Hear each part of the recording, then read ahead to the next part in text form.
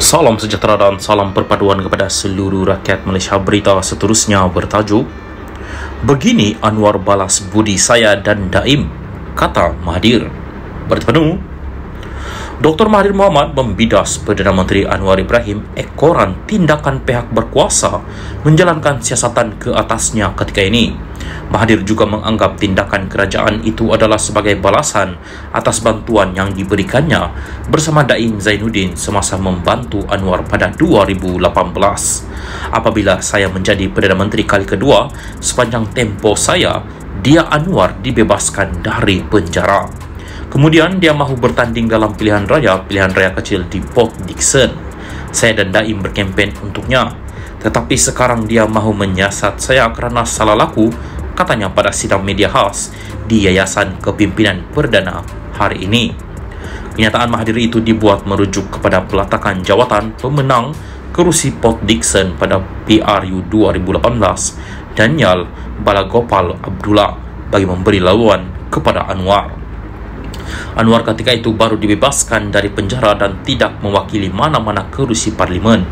Dalam pertandingan 7 penjuri itu, Anwar memenangi kerusi berkenaan dengan majoriti 23,560 undi.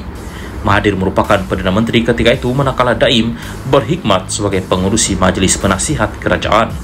Sambil mengingatkan bahawa Anwar juga pernah dituduh terbabit dalam rasuah oleh bekas penolong Gubernur Bank Negara Abdul Murad Khalid kira-kira 24 tahun lalu, Mahathir berkata tiada siasatan dibuat selepas itu.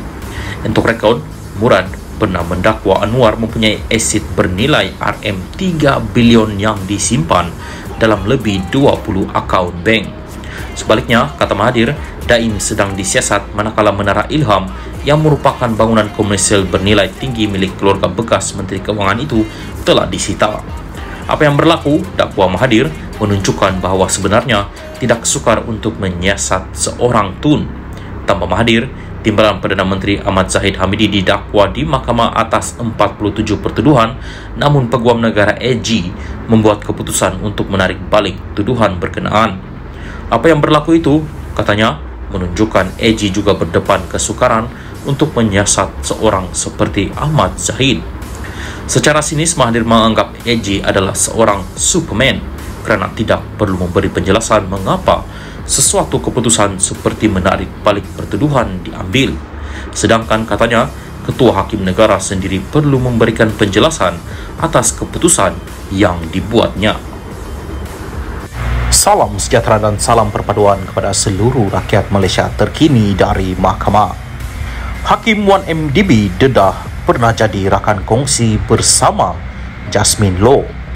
Berita penuh, Hakim Mahkamah Tinggi Kuala Lumpur, Colin Lawrence Square, mendedahkan bahawa dia pernah menjadi rakan kongsi bersama dengan Peguam Jasmine Loh yang dikaitkan dengan skandal 1MDB di sebuah firma guaman antara 10 hingga 15 tahun lalu.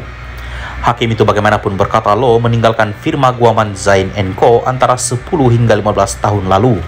Ini adalah semasa Square masih menjadi seorang peguam dan sebelum dia dilantik menjadi Pesuruhjaya Kehakiman. Dia membuat pendedahan itu semasa perbicaraan kes rasuah RM2.28 bilion 1MDB terhadap bekas Perdana Menteri Najib Razak petang ini.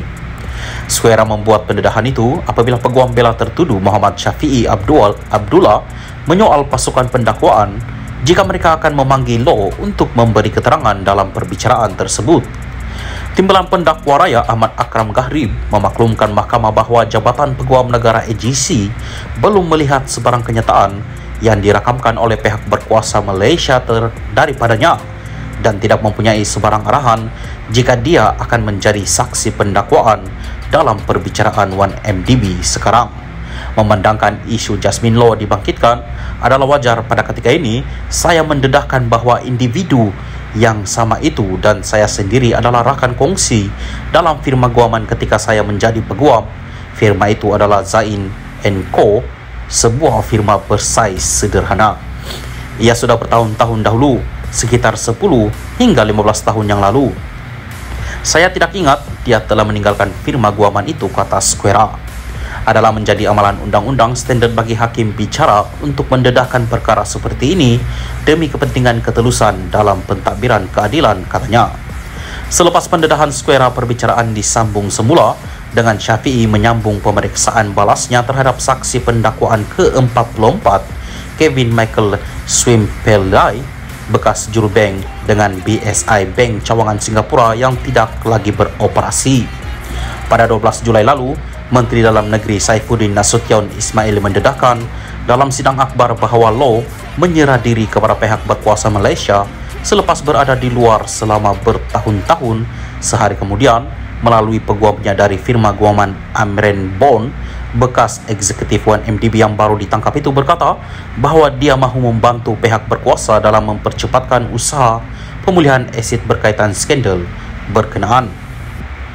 Bekas Menteri Keuangan Najib berdepan 4 pertuduhan salah guna kuasa dan 21 pertuduhan pengubahan wang haram membabitkan RM2.28 bilion daripada 1MDB, sebuah dana kekayaan negara Malaysia yang dimiliki sepenuhnya oleh Menteri Keuangan diperbadankan MOF Inc. Bagi 4 pertuduhan salah guna kuasa, bekas ahli Parlimen Pekan itu didakwa melakukan kesalahan itu di Am Islamic Bank Berhad Cawangan Jalan Raja Chulan di Bukit Kelon, Kuala Lumpur antara 24 Februari 2011 dan 19 Disember 2014. Bagi 21 pertuduhan pengubahan wang haram, tertuduh didakwa melakukan kesalahan itu di bank sama antara 22 Mac 2013 dan 30 Ogos 2013.